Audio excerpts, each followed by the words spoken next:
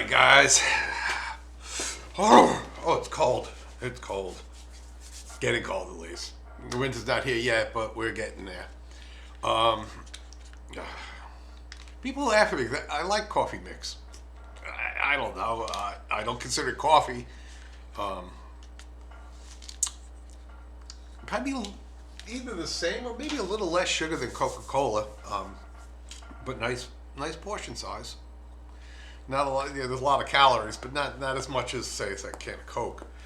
Um, so this is going to be our last class, online class, and then which is this is the second, and then we're going to meet the 16th. I'll send a message. 16th of December, which is actually Beethoven's birthday. Dun, dun, dun, dun. Dun, dun, dun, dun. That's his birthday, 16th. Which we should all know. Everybody should know that, Beethoven's birthday. We'll have a written test, which, once again,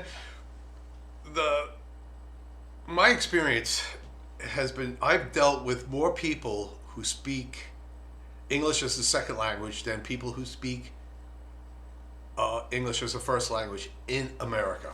In the kitchens, in the restaurants, I worked with Argentinian waiters, I worked with Mexican prep cooks, Guatemalans, San Salvadorians, Polish, Russian guy, one real crazy Russian guy. So that's why I kind of changed the thing, going from the book, using the book, to going to straight vocabulary. Because the vocabulary is the most important thing, because if somebody tells you to braise the cabbage, you're going to know what he means. But if looking through the book, if somebody says, like, this elevator goes to the 6th floor, it's like, I don't know how useful that is, but peel me an onion.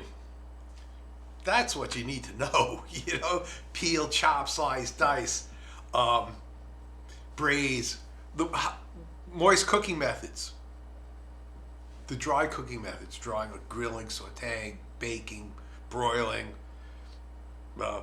It's funny, frying fits into both. I consider frying a wet cooking method, not because of the oil, but the steam.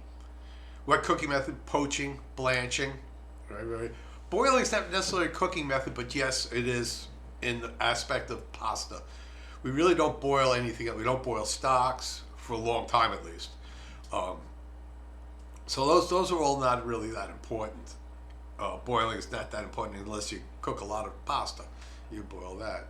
And then frying. Some chefs say it's wet cooking method because for its oil, but oil's not really wet, let's face it. The steaming is how I consider it a cooking method, because when you put, like, say, shrimp, breaded shrimp in there, the outside gets hard and the inside gets hot, and the steam builds up inside and cooks the shrimp. That's what causes all the bubbles. Some chefs say it's a dry cooking method because of the coating creates a crust, and inside it is kind of roasting. So it's hard to say. So either way, I'll put that on the test. How's that? I'm going to put all the cooking methods on the test, wet and dry. We went through a lot of stuff in class. Like, I gave you that mock test, Betchu and Dalgi, and you should know all those basic vegetables and fruits and vegetables. You really should know that. And the meats. A lot of matching, XO. It's not going to be a tough test. I haven't made the test yet either. Only because this is the last class, and on here is a lot. On here is about the cooking methods, vegetables and meats. So I mean, this class is all review. I know a lot of you guys know this stuff already. Some of you guys are very good at this stuff already. Some of you guys aren't. Some of you guys need this review. I put the brigade system on there. I might put a few questions about the brigade system. Chef, sous chef, roundsman, line cooks, that kind of stuff, which you should know. Like I said, my experience is very heavily in ESL experience. One executive chef position, my first actually chef executive position. We had a catering hall, 2 coffee shops and a bakery, and a food service for a college. I was in charge of all those sites. We call them sites, even though they were really units in a lot of ways. But the catering kitchen crew, 32 people, 30 of them Hispanic, 2 of them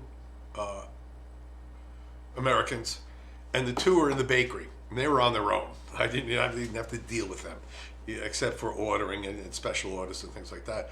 But I had to deal with 32 people who could not speak English as a first language.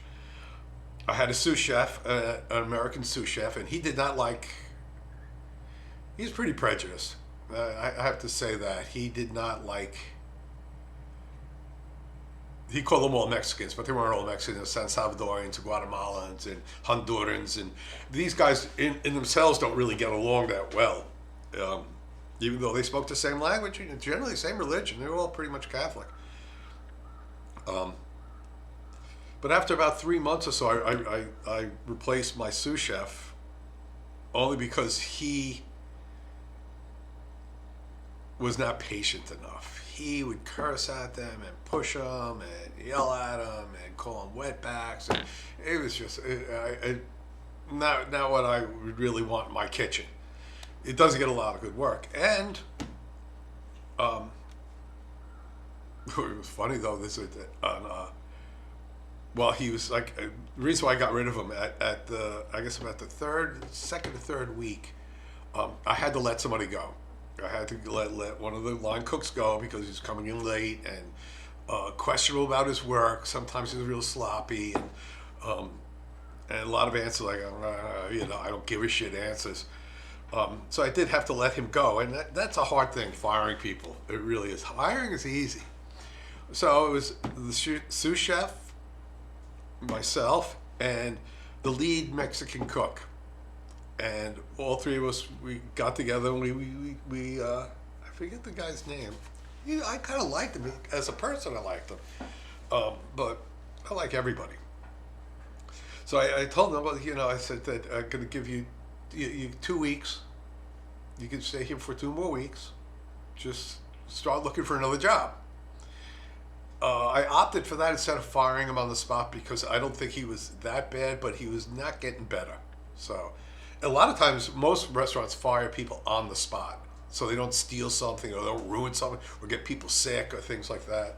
I mean, you have to watch people pretty closely at that point. But I trusted him, so I said, 2 weeks, find another job. I think I even just told him just to find another job because these guys at that time he find a job tomorrow. That was going to be an issue. I know that. But anyway, he said, okay, man, and he swung and he wailed. He directly connected the sous chef. Bam! Knocked him on his ass. At that point, I realized, well, okay, if this guy really disliked, if that happened, then there was really a problem with those 2. And I knew there was more problems with the sous chef and other people.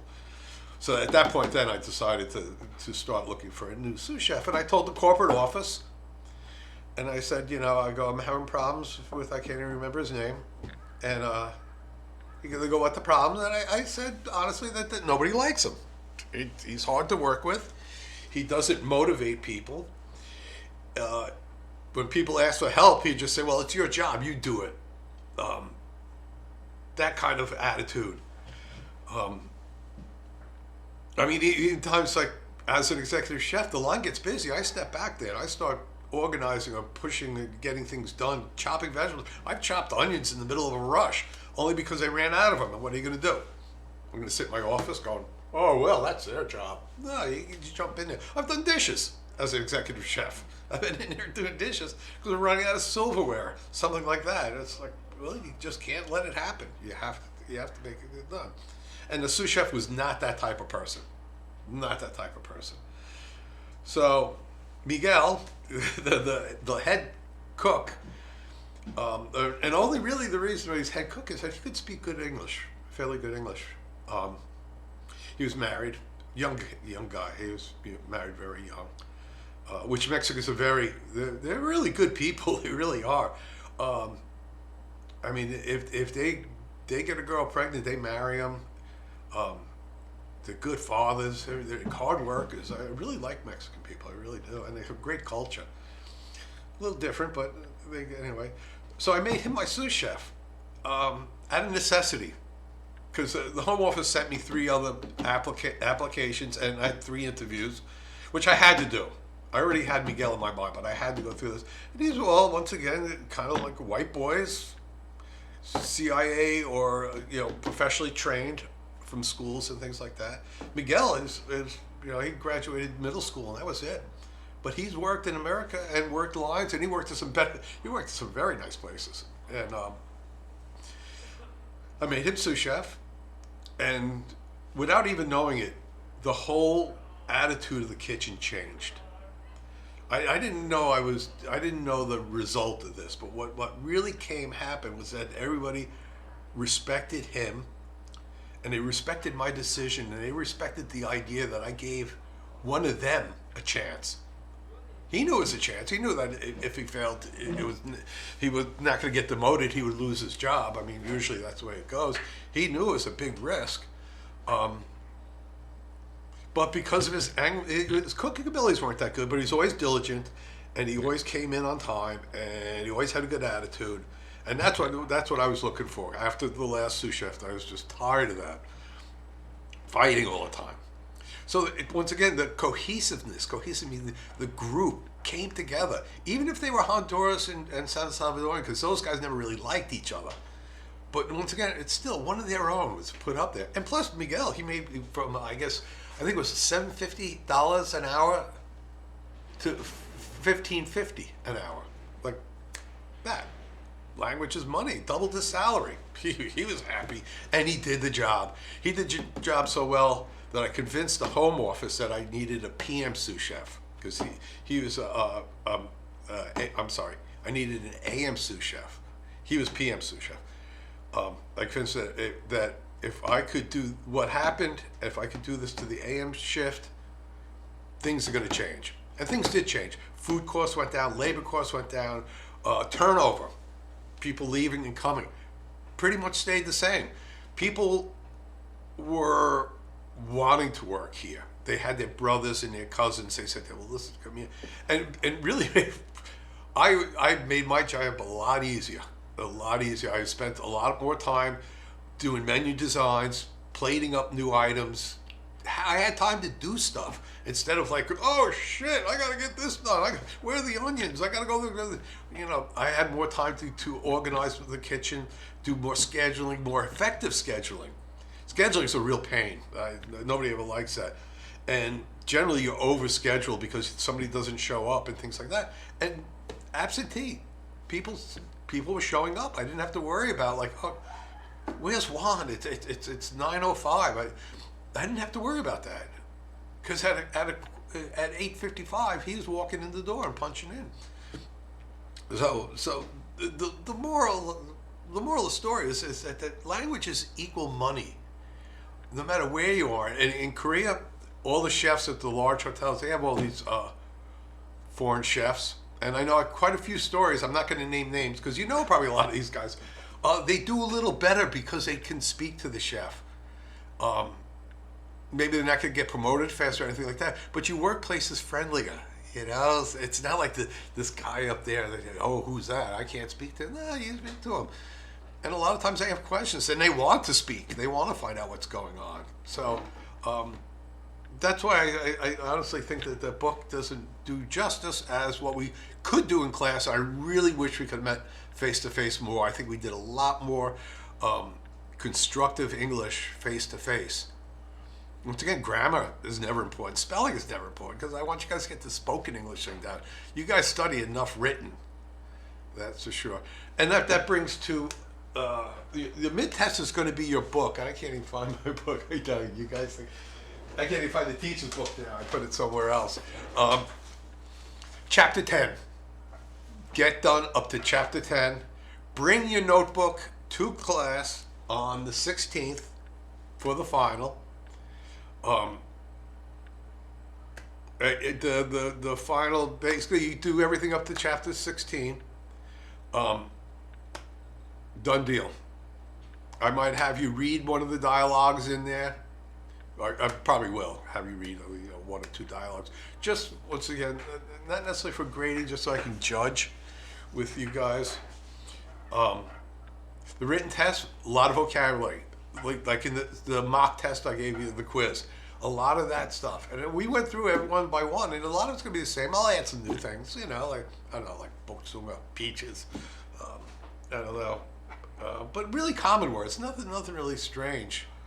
The brigade system, that's more French than English, but once again, this is culinary arts, and so we have to deal with that.